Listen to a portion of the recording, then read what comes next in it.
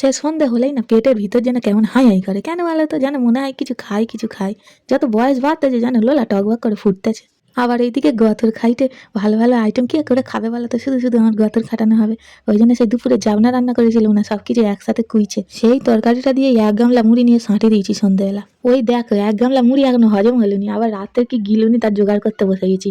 কেন যে 3 বেলা খাবার দিয়েছিল ভগবান কি জানি বাবা, বুঝে পাইনি। ওই দেখো দিনই আটার প্যাকেটটা আবার কাটতে পারিনি বলে দাঁত দিয়ে একেবারে তার কেটে হোলসেল বানিয়ে দিয়েছি। দাঁতটা কি করতে দিয়েছে ভগবান? শুধু কি খাওয়ার জন্য দিয়েছে নাকি? তোমরা আবার কেউ আশেপাশের লোক যদি ভিডিওটা দেখো আমার জন্য সাউরিকে আবার নালিশ করতে এসুনি, আমাকে তাহলে একবারে ঘর থেকে গস্ত করে ছেড়ে দেবে। কোনো দুটো মানুষ খাবো সাউরি, ওই জন্য একটুখানি আটা চেলে নিচ্ছি, আটাটা মাইকে নি। আর এইদিকে দেখো আমার ছানাটা আমার কোল ধরেছে। শীতের সময় তো একটুখানি গরমে গরমে থাকতে ভালো লাগে, মাকে ছাড়া ভালো লাগে না। আমি তো সারাক্ষণই ব্যস্ত মানুষ। আর তোমাদের একটা কথা বলতেছি, মন আর কান দিয়ে ভালো করে শুনে নাও। পরের ভিডিওতে তোমাদের নাম নেবো যদি তোমরা এই ভিডিওতে আমাকে কমেন্ট করো।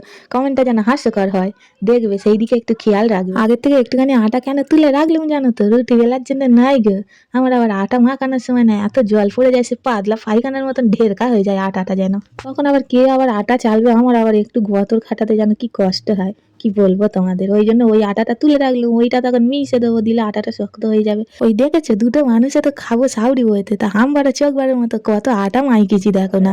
আমার মেয়ে আবার আটা চাইতেছিল, আমি আবার একটুখানি দিয়েছি। কোথায় কম টম হয়ে যাবে, কেন নষ্ট করবো বলো তো? আমাকে আর কিপটে ভাবুনি জানো।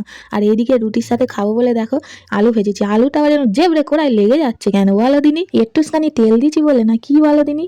আমাকে যেন আবার কিপটে বলুনি। তেল মশলা কিন্তু কম খাওয়া শরীরের পক্ষে ভালো। আর এইদিকে দেখো আমার সাউরি রুটি করতেছে, আমি আলুটা ভেজে একেবারে গতর তুলে নিয়ে বসে পড়েছি। আমাকে আবার ভুল বুঝুনি জানো, আমার কোলে তো আমার ছানাটা চাদরের ভিতর লুইকে বসে আছে। আর এই একটা কাজ না করলেই নয়, করলে হাতে দুটো পয়সা আসে, এই আর কি।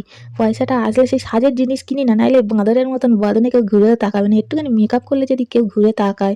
আমার মেয়েটা বসছিল, তাকে বলি যা তুই রুটি আনতেও একটু আমি হাত পা ছাড়া হবো। তোমাদেরকে কি বলবো বন্ধুরা, এই কাজ করতে করতে পুরো যেন মাজা ভেঙে পড়ে যাওয়ার কাল।